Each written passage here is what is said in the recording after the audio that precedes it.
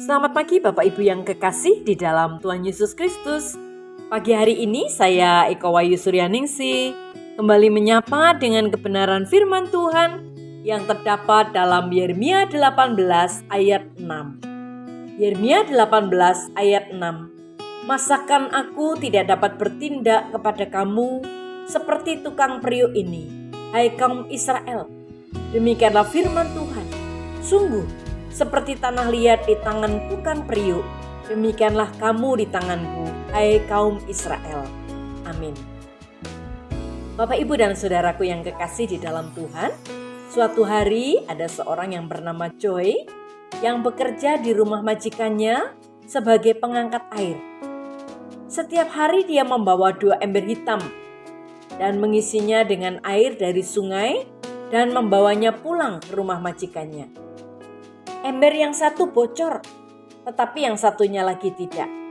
Ember yang tidak bocor selalu dapat membawa air dengan penuh sampai ke rumah. Maka Joy selalu menenteng ember tersebut di tangan kanannya. Sedangkan ember yang bocor hanya bisa membawa 1/4 ember air saja sampai ke rumah. Joy menentengnya di tangan sebelah kiri. Dan sudah hampir 1 tahun Joy bekerja sebagai pengangkat air di rumah majikannya. Ember yang tidak bocor bangga karena dia dapat membawa air yang penuh ke rumah majikannya. Tetapi sebaliknya, dengan ember yang bocor dia tidak demikian. Dia merasa malu. Dia merasa tidak berarti karena hanya bisa membawa 1/4 air untuk majikan. Ember yang bocor ini merasa tidak layak karena dia tidak bisa melakukan sesuatu yang maksimal.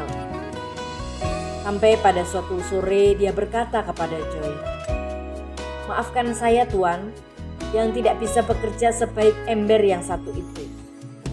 "Apa maksudmu?" tanya Joy.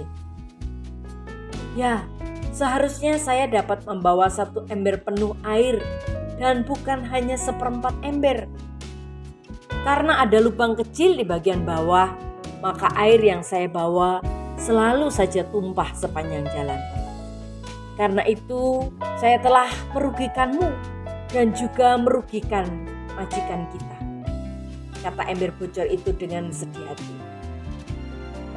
Hati Joy sangat terharu. Kepada si ember bocor dia berkata, memberikan penghiburan, "Ember, besok saya akan menunjukkan kepadamu sesuatu yang indah di sepanjang jalan yang kita lewati setiap kali mengangkat air." Benar, keesokan harinya ketika mereka mengangkut air dan mulai melewati jalan setapak, ember bocor mulai memperhatikan sisi jalan yang mereka lewati.